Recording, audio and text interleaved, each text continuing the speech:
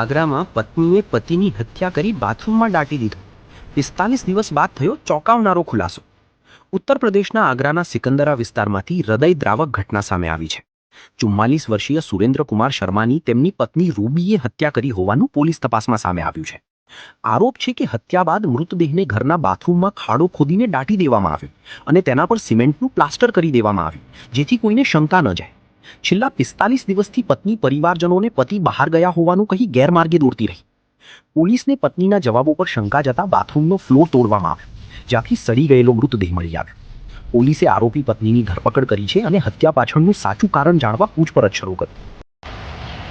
दिनांक 26/5/2026 को थाना सिकंदरा पे एक सुरेंद्र शर्मा नामक व्यक्ति की गुमशुदगी दर्ज की गई.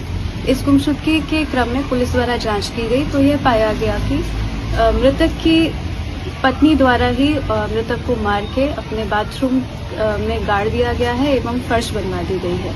पुलिस द्वारा विधिक कार्रवाई करते हुए बाथरूम की फर्श तोड़ी गई एवं शव को बरामद किया गया. शव को पंचायतनामा करके पोस्टमार्टम हेतु मॉर्चरी भेज दिया गया है और अभियुक्ता को, जो कि मृतक की पत्नी है, उनको हिरासत में लेकर पूछताछ की जा रही है. अन्य विधिक कार्रवाई अमल में लाई जाएगी.